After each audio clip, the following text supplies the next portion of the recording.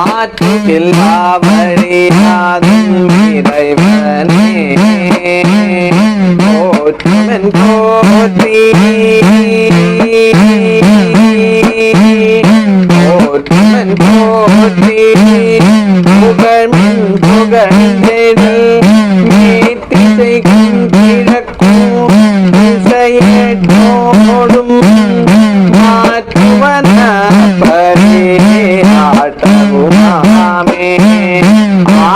തിരുമൂലദേവൻ്റെ തിരുമന്ത്രം 4-ാം തന്ത്രത്തിലെ ഭുവനാധിപതി ചക്രത്തെക്കുറിച്ചിട്ട് നാം കണ്ടുകൊണ്ടിരിക്കുകയാണ്.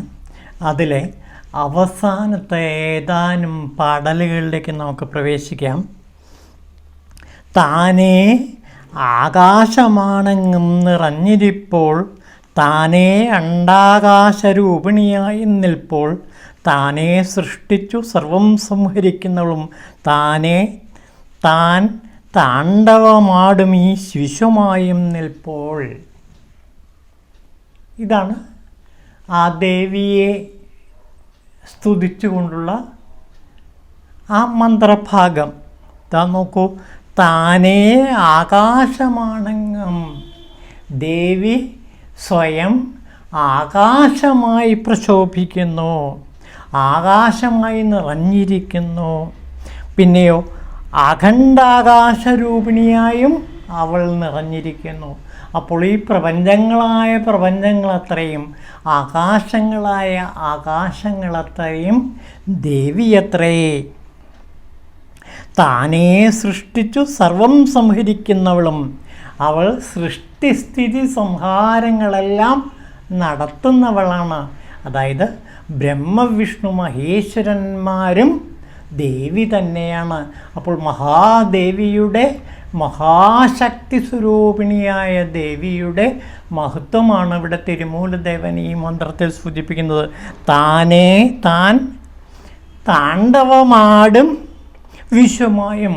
അവൾ ദേവി, മഹാദേവിയുടെ താണ്ഡവമാണ് ഈ പ്രപഞ്ചത്തിലാകെ നിറഞ്ഞു നിൽക്കുന്നത്.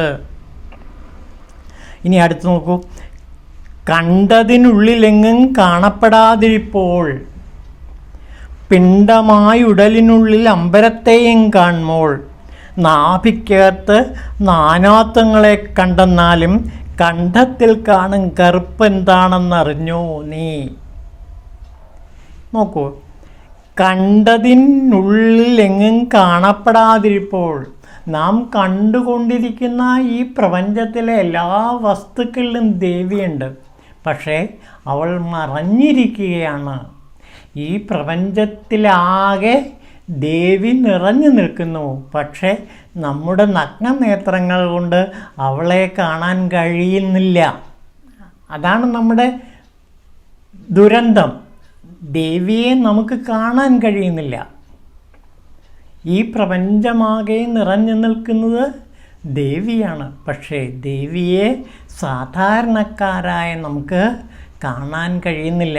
അതുകൊണ്ടാണ് കുമാരനാശാൻ പാടിയത്, പാഴാകും മരുവിലളഞ്ഞു സർവകേ നീ വാഴാറുള്ള അരമന തേടി പാടി ഞങ്ങൾ കേഴാതാ രസമയ രാജ്യസീമ കാൺമാൻ ഏഴാമിന്ദ്രിയമിനി അമ്പോടെ എകുകമ്മേ.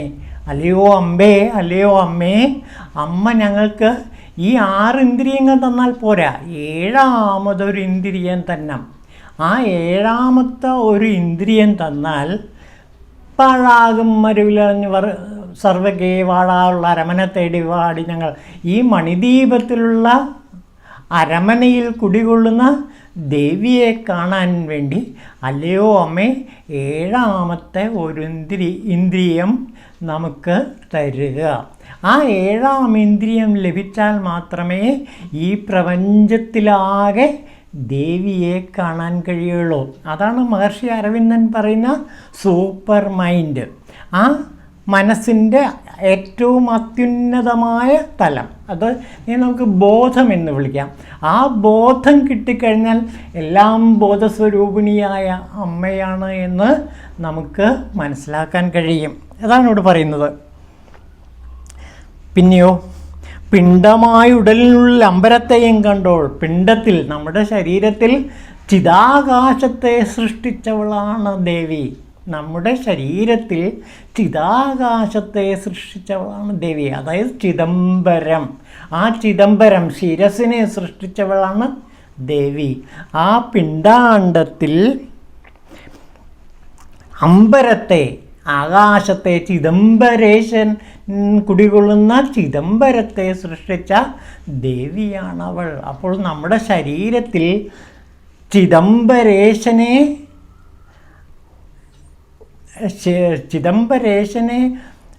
സൃഷ്ടിച്ചവളും ദേവി തന്നെയാണ്. അത് നമ്മുടെ ശരീരത്തിൽ ശിരസായി വർത്തിക്കുന്നു. അമ്പരം, അമ്പരേശൻ, ചിദംബരം എന്ന് പറയുന്നത് സത്യത്തിൽ ഈ ശിരസ് തന്നെയാണ്, കാശിയാണ്.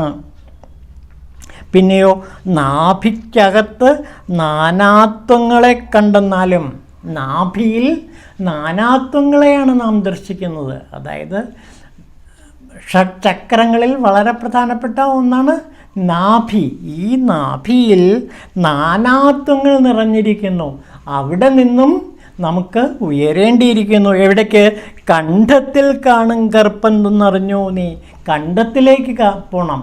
ആ കണ്ഠത്തിൽ നിന്ന് നമുക്ക് ഭ്രൂമധ്യത്തിലേക്കും കടക്കണം.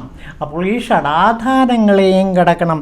കണ്ഠത്തിൽ കാണും കറുപ്പ് എന്താണെന്നറിഞ്ഞു നീ. കറുപ്പിൻ്റെ രഹസ്യം, ശിവൻ്റെ കഴുത്തിലെ കറുപ്പ്, കാളകൂടം എന്നുള്ളത് എന്താണ് എന്ന് നാം തിരിച്ചറിയണം. അപ്പോൾ കാളകൂടത്തിൻ്റെ നിഗൂഢമായ അർത്ഥതലങ്ങൾ നാം മനസ്സിലാക്കണം. ശിവൻ്റെ കണ്ഠത്തിൽ കാളകൂടം സ്ഥിതി ചെയ്യുന്നു. അതുകൊണ്ടാണ് നീലകണ്ഠൻ എന്ന് ശിവനെ വിശേഷിപ്പിക്കുന്നത്. കണ്ഠത്തിൽ ശരിക്കും കറുപ്പ് നിറഞ്ഞിരിക്കുന്നു. കാളകൂടം കഴിച്ചപ്പോൾ പാർവതീദേവി ശിവൻ്റെ കഴുത്തിൽ പിടിച്ചു എന്നും ആ കണ്ഠത്തിൽ ആ കറുപ്പ് വിഷം തങ്ങി നിൽക്കുന്നു എന്നും പറയുന്നു. അതായത് വിഷം പാനം ചെയ്ത ശിവൻ്റെ കണ്ഠമാണത്.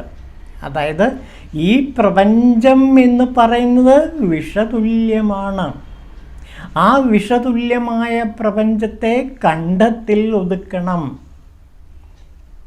അതിനെ മുകളിലേക്കൊരിക്കലും പ്രവേശിപ്പിക്കരുത്.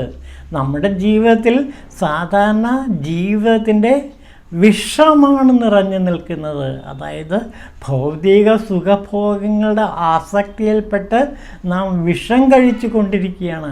ആ വിഷത്തെ കണ്ഠത്തിൽ കാണാൻ കഴിയണം.